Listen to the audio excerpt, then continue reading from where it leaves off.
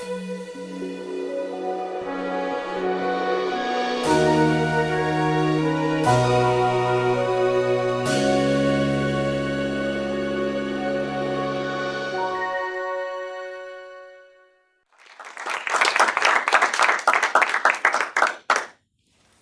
you, Ms. Toastmaster and fellow Toastmasters.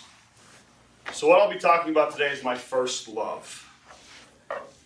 It started back before I could even remember my first love. I remember stories that were told to me from my parents about our first experience. That love grew as I grew older, of course, eventually into young adulthood. What that first love did for me, it actually led me to the love of my life. So I'm going to go back to when we first met, my first love. I was sitting on my father's knee at home, watching the old boob tube. It was a baseball game, and I couldn't take my eyes off of it. I was glued to the television, my parents told me. Obviously, I didn't remember much, being less than 2 years old. But as I grew older, I grew more fond of this game, baseball. Before I turned 4, I broke my first glass window. Playing pitch with my dad.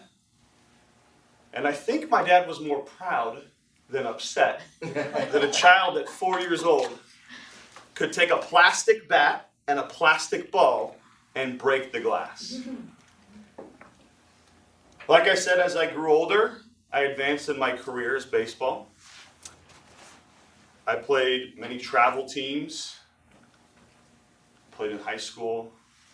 I was honored enough to be able to receive a scholarship to play in college, which will lead me to where I found the love of my life.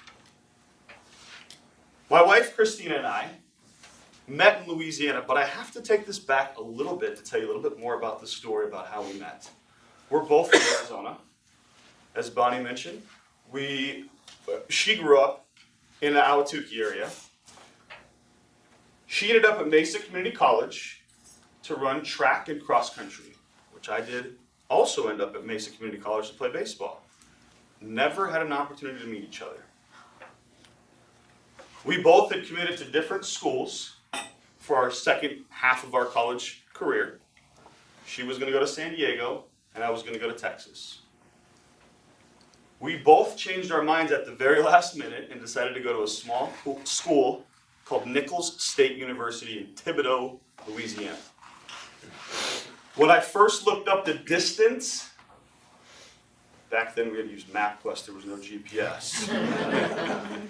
It was 1,502 miles from my doorstep to the college campus. So it took 1,500 miles for us to be delivered to Louisiana to meet each other. Now, the encounter that we first had was not the most ideal. When we talk about the love of your life, I was a typical 20-year-old male.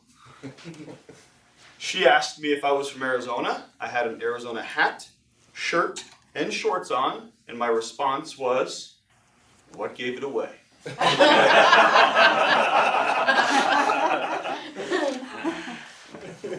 We continued to talk and found out we had a lot more in common than we thought, other than just being from Arizona.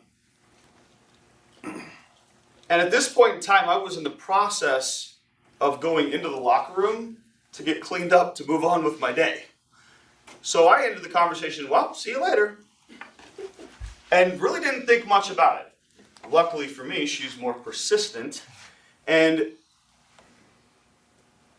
she and I spent more time together. But when we started off our school career at Nichols State University, it was the fall of 2001.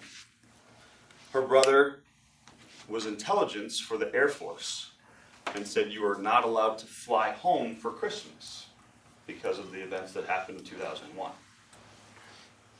So around Thanksgiving, she had asked me if I was driving home for Christmas. and asked if she could get a ride. But the seal of the deal, what sealed the deal for me was she said she would pay for gas.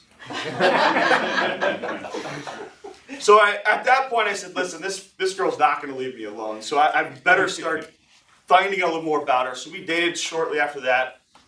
We came home 1,500 miles across the country, obviously got to know each other a lot more. And from there, I brought her home and met my parents. At that point, it was pretty much over for me. So what I always tell people is, depending how you look at this, I was either doomed from the start, or it was fate. So that's how my first love led me to the love of my life. Thank you very much.